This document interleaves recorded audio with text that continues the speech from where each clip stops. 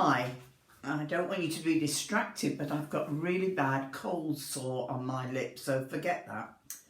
I want to ask, do you remember that morning when the promised thunderstorms happened with the accompanying torrential rain?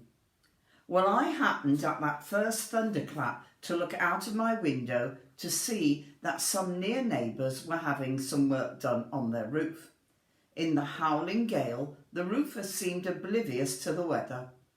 One was sitting on top of the roof and simply seemed to give a slight tap to the slate, and down it slid to his mate, catching it at the bottom of the slope.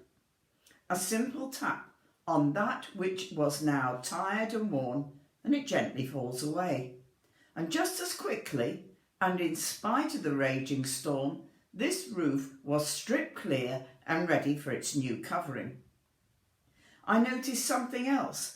These roofers worked without a harness, and they worked with what seemed comparative ease, perching on the apex of the roof, as that which was worn and failing in purpose was removed. And just as quickly as it was removed, they replaced it with a new shiny covering for the roof. Does the roof look any different now? Sure, it shines. It has changed, but its function has not. It's still there to cover the house, but its performance and its function are better now than it was before. There's no more leaks, no chinks of daylight shining through, and whatever the storm, this house is watertight, it's secure. So what about our spiritual roof, our spiritual covering? You know, those practices that shield us from the slings and arrows of outrageous fortune, or to put it another way, those times in which our lives take a battering in the stormy weather of life, be that caused by challenges, sickness, disappointment, failures, or bad practices from other human beings. So when did you last examine your pattern and method of prayer? It would only take a tap to release it and to find a new method of praying. For example, what about completely silent prayer?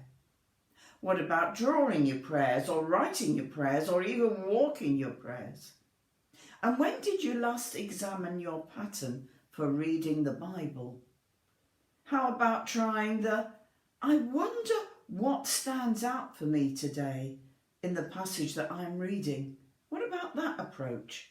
Or perhaps reread a short passage out loud over and over again until it is deep within you. When did you last review or examine your practice of serving others? Because even in a pandemic, a phone call can be an act of service. When did you last examine your ability to listen to God, not just for yourself, but for others? How accurate is your ability to listen for the whisper of the Spirit when you can simply sit in what appears to be silence and listen? What do you hear? How will you hear God unless you are still? And when did you last examine your practice of worship? Is it only on a Sunday that you do that? Because worship means to come towards to kiss or to give worship to somebody. So why not trying worshipping in a different way at this time?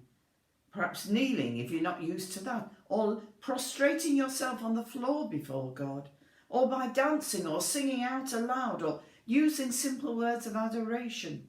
And use music, but also try the silence. Yes, it will take time, but just as quickly as those slates were removed and replaced, so God by his Spirit will renew his covering over your life, so that when the worst storms hit, you will remain safe in who you are and what you are in Christ. Our spiritual practices build our relationship with Jesus. As it says in 1 Corinthians 2 verse 16, we are given the mind of Christ.